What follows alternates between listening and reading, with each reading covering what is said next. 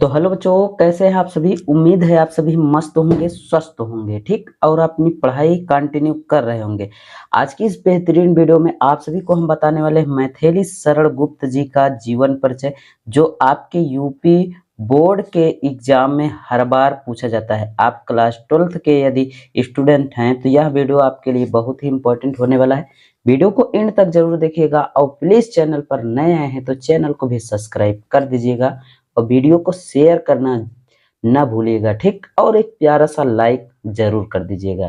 ठीक, आज की इस बेहतरीन वीडियो में हम बताने वाले हैं कि आपको आसान शब्दों में किस तरीके से मैथिली शरण गुप्त जी का जीवन परिचय लिखना है, जो कि 5 नंबर का पूछा जाता है और हर बार पूछा जाता है। ठीक, तो आपको आसान शब्दों में लिखना है और 5 नंबर पूरी तरीके से पाना है, तो वीडियो को पूरा फुल वॉच जरूर कीजिएगा।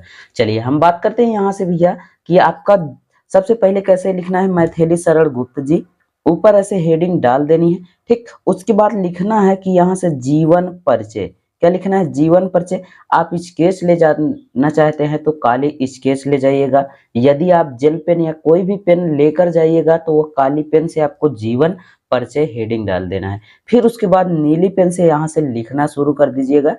तो लिखना क्या है कि राष्ट्र कवि मैथिली शरण गुप्त जी का जन्म झांसी जिले के चीर गांव नामक स्थान पर 1886 ईस्वी में हुआ था।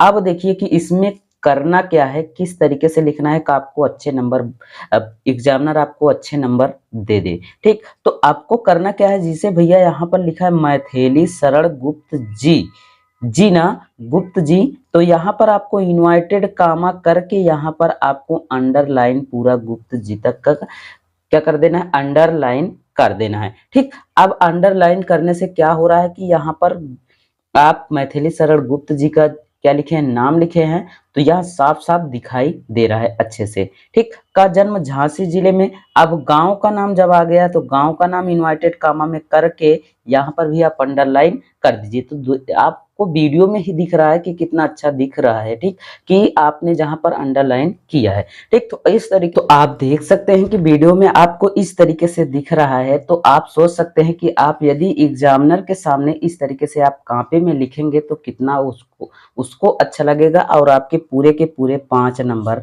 दे देगा।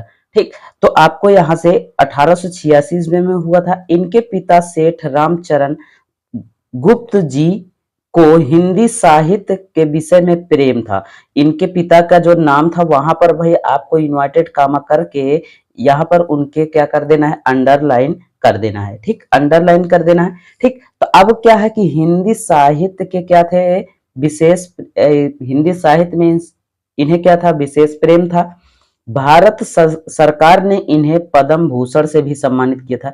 अब देखिए कि यहाँ पद्म भूषण भी है, आपको क्या कर देना है, भारत सरकार द्वारा इन्हें पद्म भूषण से भी, पद्म भूषण पर भी आप अंडरलाइन कर दीजिएगा, ठीक, से सम्मानित किया था। अब 12 सितंबर 1984 ईस्वी में, 84 ईस्वी में, 12 सितंबर 84 ईस्वी में, 1984 ईस्वी में यहाँ भी आपको क्या कर देना है, अंडरलाइन कर देना है। ठीक, को इनका निधन हो गया, क्या हो गया, निधन हो गया। ठीक, इस तरीके से आप यहां तक इनका क्या लिखना है, सिर्फ जीवन परिचय। उम्मीद है आपको इस तरीके से समझ में आ गया होगा कि आपको अंडरलाइन कहाँ कहाँ किस शब्दों पर करना है, ताकि विशेष तौर पर आपको एग्जामिनर क्या करे, नंबर अच्छे से दे दे। ठीक, तो अब आ जाता है, बात आता है कि यहाँ से साहित्यिक जीवन परिचय, साहित्यिक परिचय लिखना है। ठीक, इनका क्या इस तरीके का योगदान था। ठीक, तो यहाँ से गुप्त जी ने खाड़ी खड़ी बोली के स्वरूप विकास में अपना महत्वपूर्ण योगदान दिया। ठीक, अब क्या था कि भैया इनके खड़ी बोली पर भी आप अंडरलाइन कर दीजिएगा, ठीक, ताकि आपको अच्छी तरीके से दिख जाए कि कौन से शब्द पर इन्होंने विशेष ध्यान दिया। तो कौन सा शब्द था, तो खड़ी बोली के रूप में विकास में अपना महत्वपूर्ण योगदान दिया, महत्वपूर्ण योगदान दिया। तो यहाँ भी आप अंडरलाइन इस तरीके से कर सकते हैं। गुप्त जी की प्रारंभिक रचनाएं भारत भारती थी, क्या थी, भारत भारती। तो आप यहां से भी अंडरलाइन करके इन्वर्टेड कामा में कर सकते हैं। ठीक, यहां भी आप इस तरीके से अंडरलाइन करेंगे तो आपको क्या होगा कि साफ साफ दिखेगा भी और एग्जामिनर को भी देखने में दिक्कतें नहीं होंगी और एग्जामिनर आपको पूरी तरीके से नंबर दे देगा। ठीक, भारत भारती आदि में इति वृत्त कथा कथन की अधिकता दिखाई। ठीक, वृत्त कथन की भी क्या अधिकता दिखाई थी। ठीक, तो इस तरीके से आपको क्या लिख देना है, साहित्यिक परिचय लिख देना है। वृत्त कथा भी इनकी क्या थी, इस तरीके से लिखना है। ठीक, तो अब आ जाता है कि इनका क्या लिखना है, यहां से आपको साहित्यिक स्थान। साहित्यिक स्थान मतलब कि वो कहां पर रहते थे। ठीक, तो यहां से मैथिली शरण गुप्त जी की राष्ट्रीयता की भावना से हिंदी साहित्य में इनका अपना विशेष स्थान है। ठीक, तो हिंदी साहित्य में क्या था कि इनका अपना विशेष स्थान था। तो यहां से आपको कहां पर अंडरलाइन करना है, राष्ट्रीयता को की भावना। तो राष्ट्रता की भावना तक पूरा क्या कर देना है, अंडरलाइन करके यहां से इन्वर्टेड कामा में बंद कर देना है। ठीक, इस तरीके से लिखने पर अच्छा दिखेगा भी और एग्जामिनर भी आपको अच्छा नंबर दे देगा। ठीक, हिंदी साहित्य के राष्ट्रीय भाव में, हिंदी साहित्य पर भी आप अंडरलाइन कर दीजिएगा भैया, आपको इस तरीके से समझ में आ रहा होगा। ठीक, तो राष्ट्रीय भाव की पुनीत गंगा को बहाने की श्रेय गुप्त जी को जाता है। पुनीत गंगा बहाने की जो श्रेय जाता है वो क्या था कि गुप्त जी को जाता है। ठीक, तो गुप्त जी ने क्या किया था, पुनीत गंगा को बहाने का श्रेय माना जाता था। ठीक, राष्ट्रीय भाव पर भी आप क्या कर सकते हैं, यहां पर भी आप अंडरलाइन करके इन्वर्टेड कामा में बंद कर सकते हैं। इस तरीके से आपको क्या लिखना है, साहित्यिक स्थान लिखना है। इनकी प्रमुख कृतियां भी हैं जो कि आपके लिए बहुत ही इंपॉर्टेंट है। ठीक, उस कृतिया को भी लिखना जरूरी है और रचनाएं भी लिखना जरूरी है। चलिए, यहां से आपको इनकी कृतियां और रचनाएं ये भी आप लिखेंगे तभी जाके आपके पूरे के पूरे 5 नंबर मिलेंगे। आपको उतना ही लिखने से 5 नंबर नहीं मिलने वाला है भाई।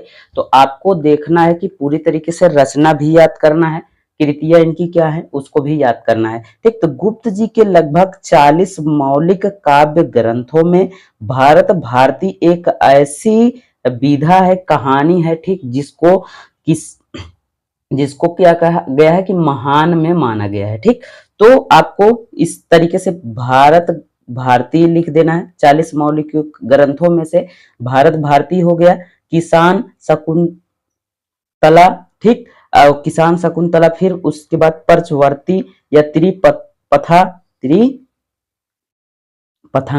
और संकेत और यशोधरा कथा और कारबल आदि रचनाएं इनके क्या थे, उल्लेखित थी। ठीक, इनकी महत्वपूर्ण जो कथाएं थी यही कथाएं थी। ठीक, तो इस तरीके से कुछ ही आपको क्या करना है, रचनाएं याद कर लेना है, जो कि आपको वीडियो में पूरा दिख ही रहा है। ठीक, तो इस तरीके से आप लिख कर आएंगे तो आपके पूरे के पूरे नंबर मिल जाएंगे। ठीक, हर बार बोर्ड पेपर में पूछा ही जाता है। ठीक, 5 ऐसे महान कवि हैं जिनका हर बार बोर्ड पेपर में जीवन परिचय आता है। ठीक, तो हमने हालांकि एक दो बता दिया है। ठीक, तो और आपको अगले वीडियो में हम बताएंगे ताकि आपको थोड़ा थोड़ा करके अच्छे से समझ में आ जाए कितने कम शब्दों में लिखना है। तो उम्मीद करता हूँ वीडियो पसंद आई होगी, तो लाइक जरूर कर दीजिएगा, दोस्तों तक जरूर शेयर कीजिएगा। मिलते हैं और किसी मजेदार वीडियो में, तब तक के लिए thank you, take care, good bye.